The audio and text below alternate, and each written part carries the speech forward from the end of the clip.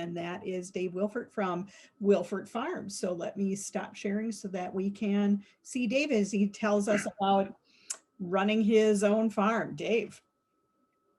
Well, good morning. Thanks for having me on this morning, and we'll try to do the best we can here to get everybody motivated and off and running. I guess first of all, let me explain a little bit about Wilfert Farms. Although I grew up on a dairy farm originally, Wilfert Farms over in Manitowoc, Wisconsin is a little different type of farm. We're comprised of three different distinct divisions. One is our fresh market division, which a lot of people are familiar with in this area and surrounding area. We do a lot of fresh market produce, from strawberries to peas in the pod, to asparagus, sweet corn, actually 30 different crops that we do raise on our own property. We raise it, we pick it, we wash it, we clean it, and we sell it to you so that you can put it on your table less than 24 hours after it's come out of the field. So we've become very large in this. We're probably one of the largest fresh market produce growers in East Central Wisconsin, and very proud of what we've developed there. Another part of our business is our processed carrot division. Back in the early 80s, we started raising processing carrots, which Phil Tim had talked about earlier to us. We were actually doing it on highland sand or sandy soil. At that time, the majority of the carrots in the state of Wisconsin were grown on drained wetland areas. And it was thought at that time that that was the best quality carrot that was available to can and freeze. Once we became involved in the carrot industry, we changed that perception. All of a sudden, some of the larger processors realized that we were doing a product that had better quality than what they were currently doing. And they decided to get more and more carrots off of sandy ground. So a big part of the carrot industry moved to central Wisconsin, where they could do it on highland sand. So we're pretty proud of the fact of, as a person, one of 34 growers back in 1984 who were doing carrots, we were the only, per se, sand grower at that time, and everyone else was a muck grower. And in today's world, the majority of the carrots, other than a few, are raised on highland sand. So we're pretty proud that we kind of led that change in the industry. And it wasn't a thing we were looking to do, but it's something that just happened. The other part of our business is our grain and oilseed division. We farm, we're not a big farm, we farm about 700 acres. But when you're raising vegetables, both processing and fresh, another very important part of the sustainable agriculture is having different crops that rotate with those vegetable crops. Because disease-wise and weed-wise and a lot of different things involved, you need to have this synergy where different plants work together to give the other plants benefits.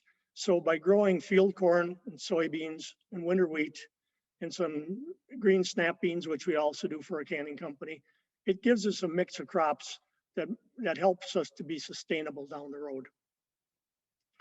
Now, I'm going to take a step back, and because everybody else talked about kind of career paths and where they came, I'll go back a little bit on our history.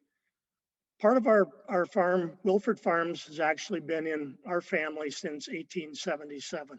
So we've been around for the long haul. Back when I was a youngster, back in the early 60s or late 60s and early 70s, I got up every morning at 5:30 and went out to help the family milk the cows in the morning. So my school day started at 5:30 every morning, getting out in the barn, milking my string of cows, coming back in, getting ready to go to school, get on the bus, go to school.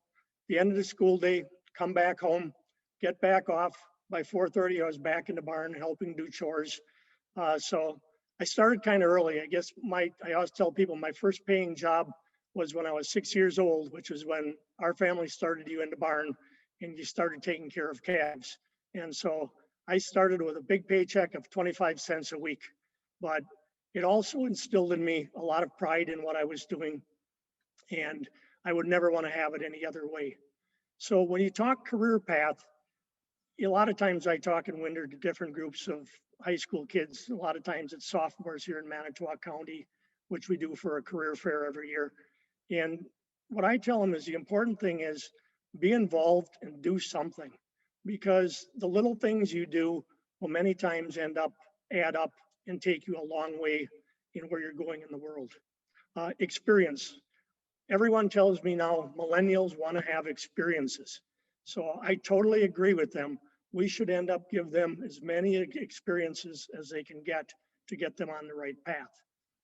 Now, back when I was a youngster again, and I was milking cows and doing things in the barns when I was young, my parents were dairy farmers all their life.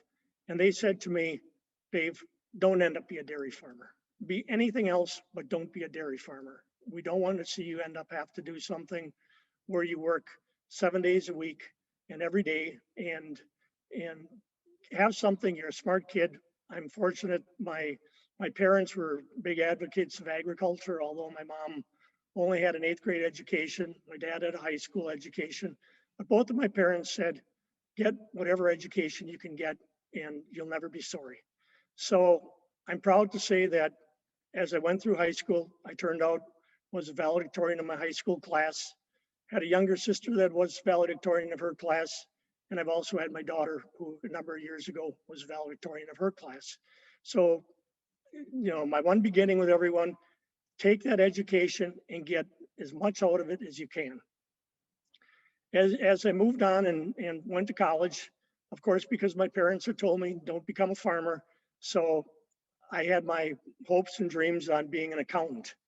I maybe was a little bit starry-eyed on what an accountant was or how great a thing that was going to be, because after 2 years of being an accounting major at UW-Oshkosh, I decided I wasn't the guy to wear a tie every day and a white shirt. And that was kind of one of the requisites of being a cost accountant or an accountant back in those days. You were going to sit by your desk and end up be dressed up every day. Kind of thought maybe not totally my cup of tea. So little change in direction and ended up although I was a business major already, remained a business major, turned out with a degree in marketing.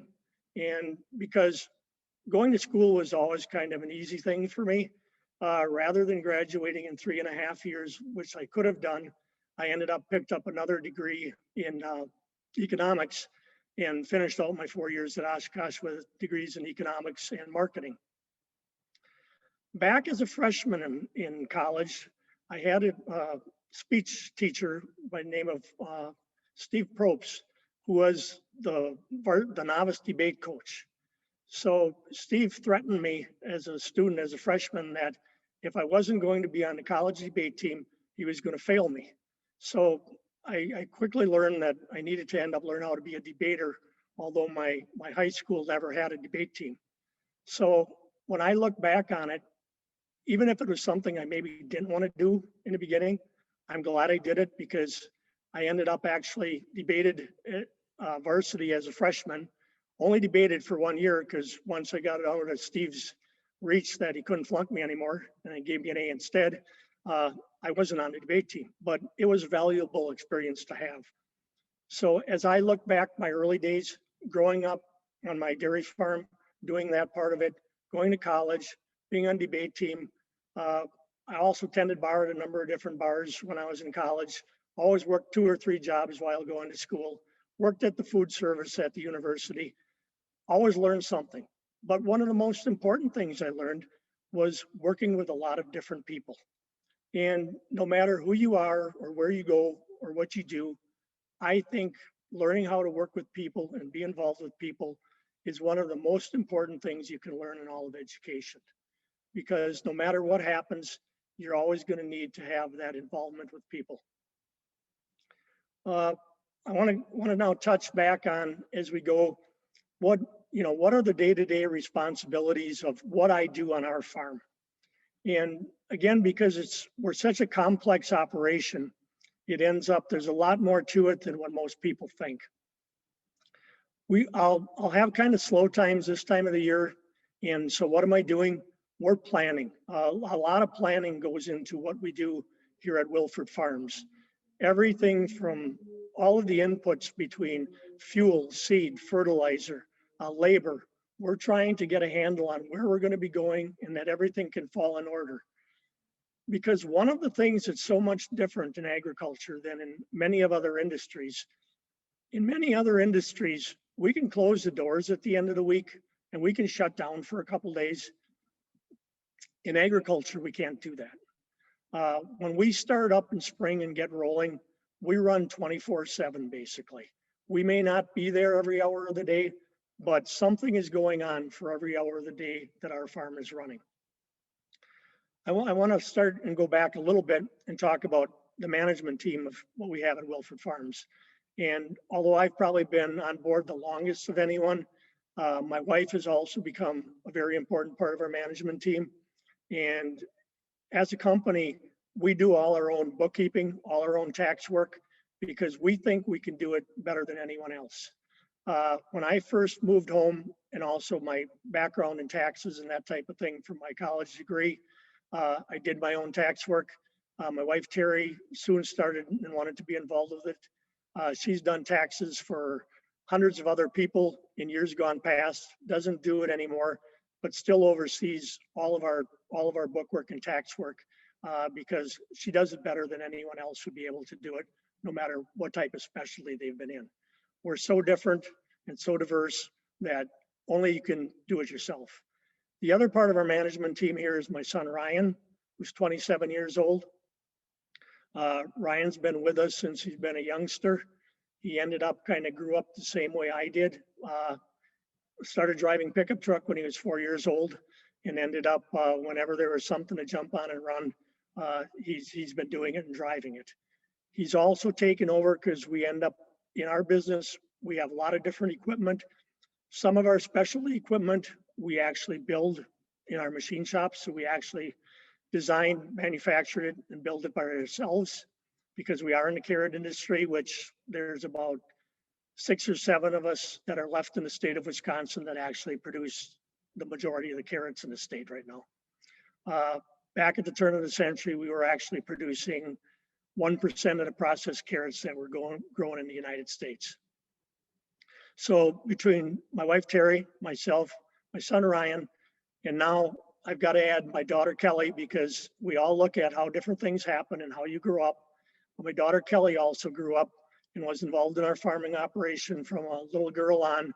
And I look back once in a while, I have pictures of her selling produce at the Manitowoc Farmers Market. And Kelly's grown up. I always kid people a little bit. I'm the only poor guy on our farm management team with lowly education from UW Oshkosh, because all the other members of my management team are UW-Madison graduates. And daughter Kelly graduated a couple of years ago, also with a law degree from Madison. So when I have difficult questions, she also takes care of dad on that. But it's been fun. And the fun part about it is I look at my career path. It started out, it went different directions, but what's the one constant with all of us in our management team? The one constant, and everyone I think needs to look at that, and it's called change. And don't remain static. We need to, as our life goes on, continually change and look at which direction are we going to go. I started out as a dairy farm kid, ended up in vegetables. Never thought we'd probably be at the level where we are or what we do, but it's been a fun ride. And one of the really neat things for me has been, it's every day is fun. And although, I'm retirement age, I still have a riot every day because I get to work with a lot of fun people. And because part of what we do now with the people side of it is we also employ a fair amount of people. So I become, and basically my path has taken me more of where I work more with the people than I maybe do with the equipment and all of the planting and stuff, although I'm still involved with that. My son Ryan's taken over a big part of that. He does all the purchasing on whatever equipment or trucks or whatever we're doing. He purchases a lot of the other inputs. I'm a little involved in some of it yet, but I tend to oversee more of the labor part of it because we hire not only, we have very few full-time people because we are seasonal, and that's a very difficult part of our industry because if I could hire people that could work for me 50 weeks out of the year, it would be easy. But because we're seasonal and you need to source people that are very skilled and yet don't end up have a job all year round. So that makes it part of our business difficult. So I work with high school kids, I work with college kids, I work with retired people, and I work with migrant labor because we have a group of about 40 people in summer that end up pulled together to get all the different jobs done that we need to get done. And again, it's not 5 days a week, it's 24/7. We end up have crews of people that are here at 4 o'clock, 4:30 in the morning, starting working through the day. We have people that come in at 7:30, 8 o'clock, start packing things. Our store opens in berry season at 7 o'clock in the morning. The rest of the season, our store is open 7 days a week from 9 till 6, where we're packing out fresh produce. And we have in our part of berry season and peas in a pod season, which is very popular, we see between 1,000 and 1,200 cars a day through our yard. Wow. So in order to keep everything rolling, we need to have people that end up know how to move and move fast and yet do things in an orderly fashion. This past year, when we ended up had to deal with COVID, we, of course, before we opened up, knew COVID was coming and that it was going to have some issues. But we went through a lot of extra special training along with all the new food safety regulations that came on board a number of years ago. So we had people from the state and federal government in here doing inspections, and we were taking everybody's temperature every day and keeping logs on everyone, so we knew we could end up have a safe situation here going forward. I see we do have a question in the chat, so I want to make sure we get to it before our time runs out. So Allison, would you like to? Sure. So the question is, why would you rather be a vegetable farmer than a dairy farmer? Well, I always tell people because, who'd want to get up and look at all those long faces every morning?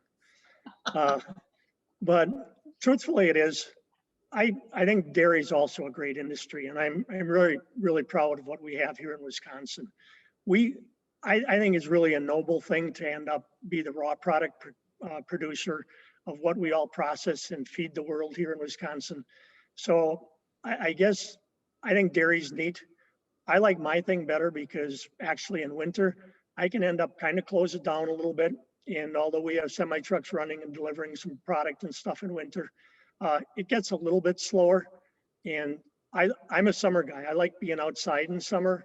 I'd rather be outside than be inside a barn. So that's why I'd sooner be a vegetable farmer than a dairy farmer. And I'm glad you touched on. I shouldn't pick on. Oh, go ahead. Can I pick on dairy farmers a little bit? As vegetable farmers, we do a little better job of marketing than dairy farmers do. In vegetables, we understand that you can't always sell everything you produce. And because of that, we control our supply a little bit better than dairy farmers do. And therefore, I think we're a little better at maintaining our margin levels and profitability than what dairy farmers do. We learned years ago that sometimes you got to plow part of a crop under and don't think you have to sell it all. Oh, yeah. And I'm glad that you touched on some of your COVID preparations because I was going to ask about that. On the consumer side of things, I really saw people, consumers trying to find more direct from farm sales when things started running out in the grocery stores. So did you see any of that with your fresh market? Yeah, our fresh market was probably did 20%, 25% more business than last year. And again, like I say, getting prepped to do this, we end up, our store is pretty much, although it's inside, it's an open air store. Mm-hmm. And we thought early and before everybody was telling us this, that if we could keep and change the air in our store faster than all heck, that we could really end up make a difference on preventing this spread. And as it turned out, a couple months later, the more people we listened to said, well, of course, if you can end up move air and you don't have the concentrated air with it in, it's going to help you. So I think a lot of times, we're pretty intelligent thinkers on a lot of things. And I think we were thinking ahead of everybody a little bit on how we did this and kept everybody safe. And, I'm proud to say that for all the people we passed through with you pick berries and all the pre-picked berries we do and all the other things we do here, I don't know of anyone that said or had any inkling that they would have picked up anything COVID related off of our farm. So including all the different laborers that we had working here. So we're pretty proud of that. That's awesome. Thank you so much for joining us today. We just, as always, Allison and I learn a tremendous amount from all of our speakers. So thanks so much for taking the time to tell us about your farm and all of the different things that you produce.